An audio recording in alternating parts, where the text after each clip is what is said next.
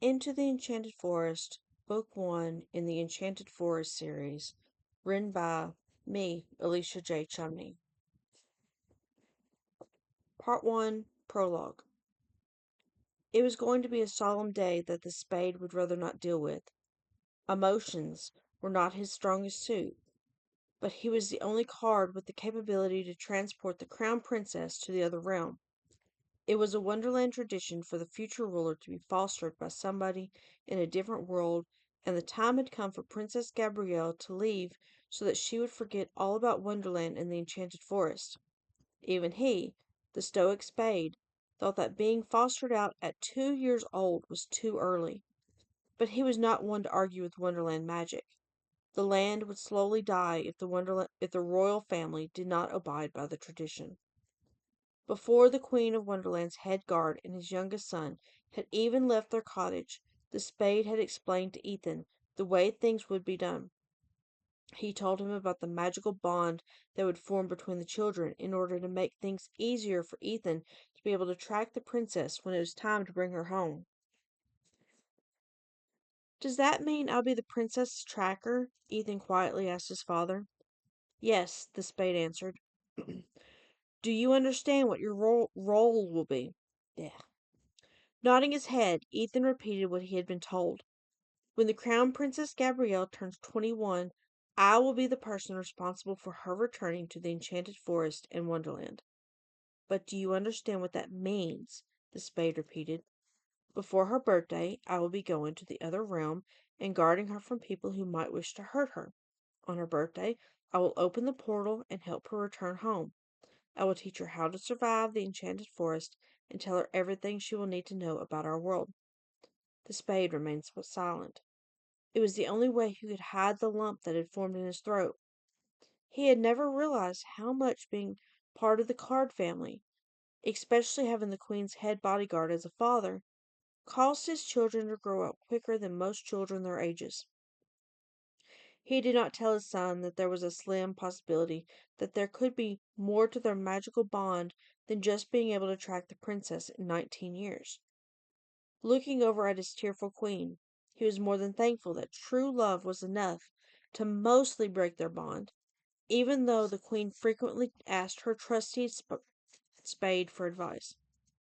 But he also knew that Ethan would not become a card, and that could change everything. Holding the squirming 2-year-old in her arms, the queen tried to keep her tears to a minimum. Her husband had already left the room with their 4-year-old son, and the Spade suspected that the king was using the boy as an excuse to leave the room and to keep his wife from seeing his own tears. Sending their youngest off to be fostered in another world was terrifying. His own youngest son, Ethan, was standing at attention in only the way that a 6-year-old could manage, mostly tall and still, but with the occasional twitch and fidget, his dark hair managing to fall over his forehead no matter how often the boy tried to fix it. The Spade knew that Ethan would meet the princess again one day. They needed the boy around to be able to identify the princess later, thanks to the magical bond that would form once the queen handed the toddler over to his son.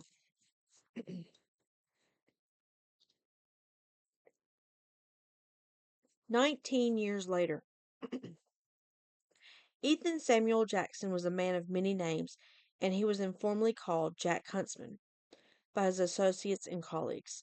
The last thing the huntsman was expecting was to find himself standing in formation in front of his father, the retired Spade, his brother, the Heart, and the Queen Alice the Fifth of Wonderland. He had forgotten about his tracking bond to the princess until his father had called him for duty. Normally, Henry the Heart would summon him for family things. So getting a message from his father was intriguing enough on its own. When the retired Spade sent his youngest son a message that Jack needed to meet with him about a task, it meant that Ethan needed to drop everything and appear before the Spade. Standing tall, the Queen addressed him. "Almost 19 years ago, you and your father traveled with my daughter into another world on a mission. It is time for you to track down the Harringtons and bring back my daughter. Her 21st birthday is quickly approaching, and she will need a familiar face if she is to take on the trials of the Enchanted Forest." The Queen's speech triggered a faint memory from when he was 6 years old and holding the hand of a tiny girl as they led her to and through the portals of the worlds and handed her over to her adoptive parents in a land called Earth, or the real world. Your Majesty, was I wrong in thinking that the princess will turn 21 in a few months? Jack asked, wondering why he could not leave closer to the big day. Yes, she does, but I doubt that she will trust a virtual stranger who approaches her of on the first full day of her 21st year and tells her that she is a princess of Wonderland and must return home as quickly as possible. The Spade looked at the Queen before nodding his head. It is a well-kept secret that the Queen is dying, and it is imperative that the next Wonderland heir is found and quickly taught what she needs to learn about the kingdom. He felt absolutely no guilt for lying to his son. Sometimes a card had to do whatever it took to complete the mission.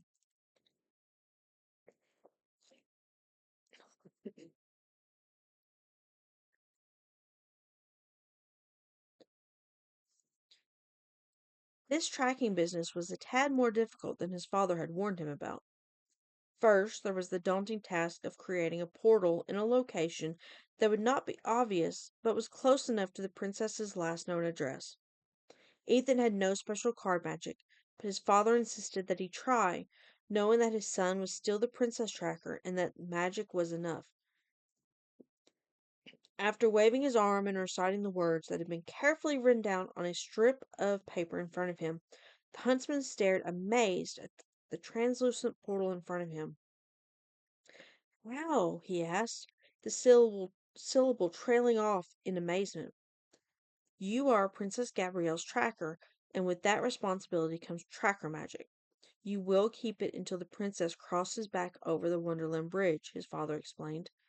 The explanation still felt lacking as his father forced him through the portal, reminding him to not lose that tiny piece of paper. You'll need it to create the portal you will both return through, was the last thing he heard his father say before he found himself in the middle of a wooded area. Finding the Harringtons would not be the problem. They had not moved from the very house where they had raised Gabrielle since her second birthday. It was finding the princess that was the problem.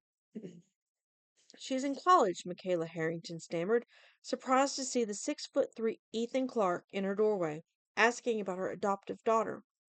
We couldn't stop her from going. It's her junior year. Nodding his head, Jack started to wonder how he was going to get into college. Turning around quickly, a question occurred to him. Does the princess know she's adopted? Holding his wife close to him as she sobbed, knowing what the appearance of this tracker meant, Preston simply nodded his head. We let her know as soon as she was old enough to understand what we were telling her. Somehow, even now he was not entirely certain that it had been magic or luck. He found himself sitting next to the girl in some English literature class. It only took a little bit of magic to help prevent the professor from calling on him to answer any questions. That tiny enchantment was a good thing, because Jack found it difficult to focus on anything other than the princess sitting right next to him. Oral traditions are a major part of storytelling. The average person was incapable of reading. It was a luxury that many couldn't afford since they spent their days working and tending towards their families. But at night and during festivals and other special occasions, the storytellers would come out and tell the tales that they had learned. What types of literary devices were used in order to help the troubadours learn the epics they often told or sung? No, Jack was certain to ensue that nobody would really notice that he was not answering any questions or taking notes on stories that he did not really care about. Certainly, he did the occasional reading, but his motives were anything but the pursuit of knowledge. It did not change the irritating fact that he felt the unexplainable desire to gain the princess's approval. He couldn't explain it, and was cut off from the people who could explain that the tracker bond, or enchanted forest magic, sometimes manipulated things to result in a usually favorable outcome.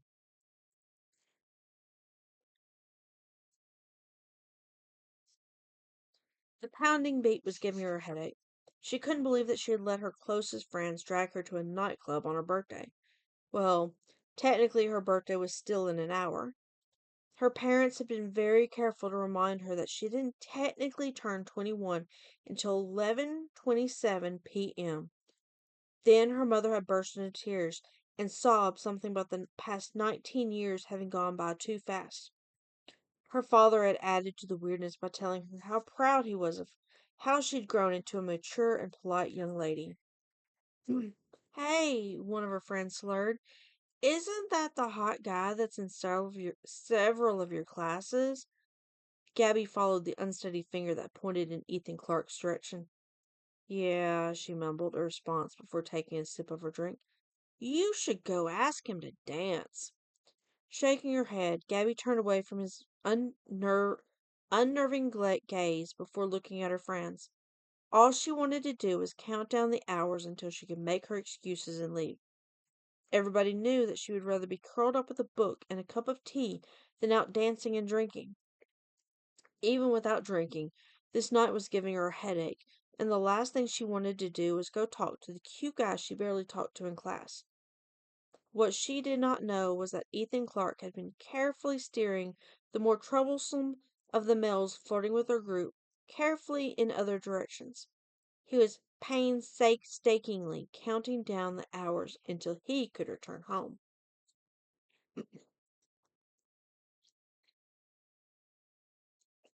It started off as any other normal Thursday.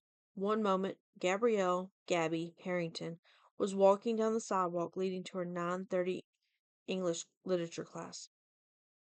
The sidewalk was tree-lined, and with her earbuds in place to help block the outside world, she barely noticed that the trees were getting closer and closer together. Even the sidewalk was changing from concrete to pebble gravel and then into dirt path.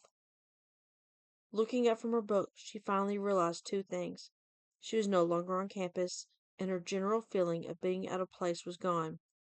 Looking around her, even spinning around in a circle in hopes that what she was seeing wasn't truly happening. She could only take stock of the unfamiliar surroundings. Anything else in that moment might result in screaming, or worse, tears. It was difficult to determine which scenario was more disturbing. Gabby could have sworn that all she had done was walk towards her class. She wasn't even hungover from her 21st birthday celebration the night before. There were no white there were no white rabbits with watches catching her attention. There were no holes in the ground where she could have stumbled into them. There were no mirrors hanging on any walls or trees. She was not still asleep in her bed like many of the students on campus. Instead, she was standing in the middle of what could only be a deserted town square, and she was wearing a red cloak of all things. She didn't know where to start. Don't most dreams begin by falling asleep? Gabby whispered to herself, reluctant to disturb the unsettled silence around her. At least I didn't have to fall down a rabbit hole. The original Alice did, a familiar voice from behind her stated, making her jump. But you were wearing a red cloak, too. Spinning around, she stopped just in time to see Ethan Clark emerging from the trees. Aren't you in my English class? The last person she expected to see was the very good-looking guy who was in at least 3 of her 5 classes. Yes, technically. Scanning him from head to foot, taking in the messy dark hair and well-worn jeans, she hoped his appearance belied his abilities. Toto, I've a feeling we're not in Kansas anymore, Gabby quoted. Who is Toto? We were not in Kansas to begin with. Gabby started to laugh at the bewildered expression on Ethan's face and the stilted way he occasionally talked. It's a movie quote. It means I'm no longer home. Of course you're home. At least you are nearly home. Welcome to the Enchanted Forest, Your Majesty, he greeted her, executing a perfect bow before her. Wonderland should be that way, he smiled as he pointed vaguely down the road in front of them. I think.